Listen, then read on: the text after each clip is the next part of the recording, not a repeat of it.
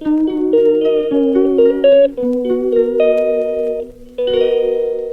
Friends, welcome back to my channel Suparna family life চ্যানেলে তোমাদেরকে জানাই অনেক অনেক স্বাগত।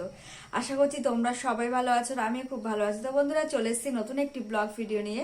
আশা করছি আমার ব্লগ ভিডিওটা তোমাদের অবশ্যই ভালো লাগবে। আর আমার ব্লগ ভিডিওটা ভালো লাগলে প্লিজ লাইক, কমেন্ট, শেয়ার এবং সাবস্ক্রাইব করে আমার চ্যানেলটিকে তোমরা অবশ্যই সাপোর্ট করো। তো এখন হচ্ছে সন্ধেবেলা, তো সন্ধে এখন প্রায় 5টা বাজে। তো এখন থেকে তোমাদেরকে সাথে নিয়ে আমি আমার ব্লগ ভিডিওটা শুরু করছি। তো আজকেই সন্ধ্যে থেকে ব্লগ ভিডিওটা করছি। তো ভাবলাম এই কদিন এমনিও আমি বাড়িতেই আছি, কিন্তু একটু ব্যস্ত আছি। ব্যস্ত বলতে বাড়িতেই থাকি, কিন্তু ওটা ভাবি যে প্রত্যেকদিন তো সকাল থেকে তো হচ্ছে ব্লগটা শুরু করি, তাই আজ কদিন সন্ধ্যা থেকে আমি ব্লগটা শুরু করছি। আর আজ 3 দিন তো কোনো ব্লগ দিইনি। আমার ফোনে এমনি নেট প্রবলেম, আর নেটই ছিল না, যার জন্য আমি কোনো ব্লগ আপলোড করতে পারিনি। তো সেই জন্য আজ থেকে আমি আবার নতুন করে ব্লগ আপলোড করছি। আর তোমরা অবশ্যই ব্লগ দিচ্ছি, আপলোড বলতে ব্লগ করছি। ব্লগ সেগুলো তো আবার ইউটিউবে আপলোড করতে হবে, যাদের তো নেট প্রয়োজন, কিন্তু আমার ফোনে নেট ছিল না, তো সেই জন্য আমি কোনো ব্লগ দিতে পারিনি। তো আজ থেকে আমি আমার ব্লগ দিচ্ছি। তোমরা অবশ্যই আমার ব্লগটা দেখো, ভালো লাগলে প্লিজ লাইক করো, কমেন্টস করো, শেয়ার করো, সাবস্ক্রাইব করে পাশে থেকো। তো আজকে সন্ধেবেলা হয়ে গেছে, তো মা করে সন্ধে দেবে। আর আজকে সন্ধেবেলা করবো হচ্ছে চিকেন পকোড়া। তো সকালবেলা মাংস নিয়ে এসে আমি আমার ওই পাশের বাড়ি বৌদির ফ্রিজে রেখে এসেছিলাম। তো মা বলছে যে ওই ফ্রিজ থেকে মাংস নিয়ে আসতো। তো এখন আমি যাবো, এমনি শীতকাল, না রাখলে মা বলছে না রাখলে, ফ্রিজে না রাখলে এমনি ঢেকে রাখলে ঠিক ছিল। কিন্তু আসার পথে মাংসের দোকান তো আসার পথে সে বৌদির বাড়িতে পাশেই, বাড়ির পাশেই, তো বৌদি ফ্রিজে রেখে এসেছিলাম। তো এখন গিয়ে নিয়ে আসবো। তো চলো বন্ধুরা, সঙ্গে থাকো, দেখতে থাকো ব্লগ ভিডিও। আমি যাচ্ছি ওই পাশে যে বৌদির ফ্রিজে রেখে এসেছিলাম মাংস, তো সেখানে যাচ্ছে, আমাদের বাড়ির পাশেই। তো এই যে চলে এসেছি বৌদিদের বাড়ি। অর্পণ, বৌদিটা বাড়িতে নেই, বৌদির হচ্ছে ছেলে বাড়িতে আছে। বৌদির সকালে যখন আমি এসেছিলাম তখন বাড়িতে ছিল, বাড়ি আসবে সন্ধ্যেবেলা ও বলছিল। তো আমি ওকে বলছি তোর ঠান্ডা লাগছে না, তুই খালি গায়ে আছিস? তো ওই যে বলছে, আমি ও জিজ্ঞাসা করছে আমার কাছে কী আছে, আমি মাংস দেখ ডিপ ফ্রিজের ভিতরে আছে হয়তো। তো ওই বার করে করে দেখছে। তো এই দুটো আগে বার করেছে, একটাতে মাছ আর ওটাতেও মাছ, আর এদিকে বরফে জমে গেছে, ওর তুলতে পারছে না, ঠান্ডা লাগছে। তো আমি তুলে নিয়ে তারপরে বাড়িতে যাচ্ছি। তো যে ওকে বললাম যে তুই গেটটা লাগিয়ে দে ভালো করে, তালাটা দিয়ে রাখ, মা যখন আসবে তখন খুলবে। ও তালা দিয়ে বসেছিল না। তো আমি এই বাড়িতে চলে আসলাম নিয়ে।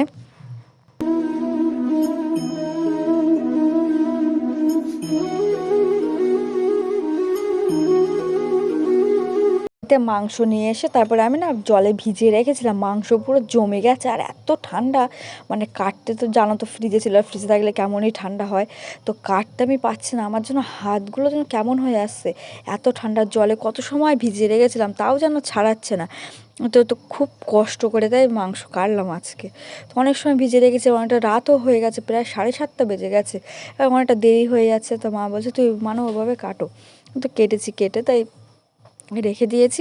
রেখে দেওয়ার পরে তারপরে এক এক করে প্রত্যেকটা মশলাতে মা এখন দিচ্ছে। রসুন বাটা ছিল, আদা বাটা ছিল, তারপরে লঙ্কা বাটাগুলো সব দিয়ে মা মাখাচ্ছে। তো হলুদ দিয়েছে প্রত্যেকটা। আর বাড়িতে কটা মশলা ছিল না, দোকান থেকে আসার পথে আমি আবার ওই মশলাগুলো সব নিয়ে এসেছিলাম। মা বলে দিয়েছিল যে কী কী ছিল না। তো নিয়ে এসে তারপরে এই পাশেই রেখেছি। তো ওই যে জিরে, তারপরে গরম মশলা, তারপরে ওই ধনে গুঁড়ো, তারপরে আর একটা কাশ্মীরি লঙ্কার গুঁড়ো, তো এইটা ছিল না। আর জিরেটা বাড়িতে ছিল, অল্প ছিল, তো আমি আরেকটা জিরের পাতা নিয়ে এসেছি। তো নিয়ে এসে এগুলো সব মাখাচ্ছে। আর এদিকে বেসন দিয়েছে আর ওই ময়দা দিয়েছে, দিয়ে মাখাচ্ছে। তো এই মাখাতে মাখাতে একটা জিনিসই ভুলে গিয়েছি দিতে শেষে। তো তারপরে এই যে ডিম নিয়ে এসেছিলাম, আবার ডিম ফাটিয়ে দিয়েছে, 2টো ডিম দিয়েছি এতে।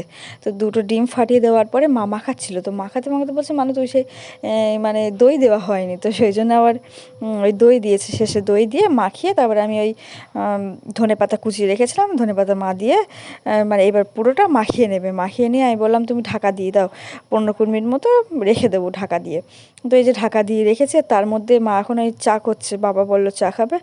তো এখন প্রায় 8টা বাজে, অনেকটা সময় লেগে গেছে আজকে। তো এদিকে কড়াইতে তেল গরম করতে দিয়েছিল, তেল গরম করা হয়ে যাওয়ার পরে মা কেটে কেটে দিচ্ছে। আমি আছি, বোন আছে, আমরা দুজনেই পাশে দাঁড়িয়ে আছি, আর আমি তো ফোনটা ধরে আছি। তো বোন এসছে, তো একবার করা হয়ে গেছে, তো বোন খাচ্ছিল, একটা বোন আর আমি খাচ্ছিলাম, বাবাও খাচ্ছিল। তো এদিকে মা কি বলছে আর মা ওর সঙ্গে কথা বলছে, মা বোন আর আমরা এই তিনজনই আছি রান্নাঘরে। আর বাবা জল নিতে এসেছিলো, জল খেয়ে ওদিকে টিভি হচ্ছে, আর এখন সিরিয়াল, সন্ধ্যে থেকে বাড়িতে সিরিয়াল হয়। কাকিমাও এসছে। আগের দিন পকোড়া করেছিলাম, ভালো লেগেছিলো, তো আজকে সকাল থেকে ভাবছিলাম যে আজকে সন্ধ্যেবেলা পকোড়া করব। তো সেই জন্য সকাল সকাল না মাংস নিয়ে এসে বৌদি ফ্রিজে রেখে এসেছিলাম। এদিকে দেখো পকোড়া হয়ে গেছে, মা তুলছে, থালায় তুলছে। তো এখনও আর একবার দিতে হবে, এখনও আছে মাখানো। তো এই দেখো এদিকে পকোড়া রেডি হয়ে গেছে। আর আমার কাকাকে ফোন করেছিলাম, মানে যে কাকিমা আসে সেই কাকাকে ফোন করেছিলাম যে তুমি এসো, পকোড়া করেছি। তো কাকার জন্য বাটিতে তুলছি, কাকা আসছে, মানে বাড়িতেই আছে কাকা। তো কাকার জন্য তুলে রাখছি আর সবাইকেই দেবো পকোড়া। তো এদিকে কাকা এসে গেছে, তখন প্রায় বাজে 9টা, 9:30 বাজে। কাকা এসে অনেক পরেই এসছে। আমি বলছি তোমার জন্য বাড়িতে তুলে রেখেছিলাম বলে কাকা এসছে বলে কাকাকে দিলাম। তা কাকাকে দিয়ে তারপরে আমরা সবাই খেয়েছিলাম। তো খাওয়ার পরে এখন প্রায় হয়ে গেছে রাত, প্রায় 11টা বাজে, আর মা ভাত দিয়েছে। আর আমার বাবার দেখো খুব ঠান্ডা লেগেছে। তো আজকে ব্লগটা এখানে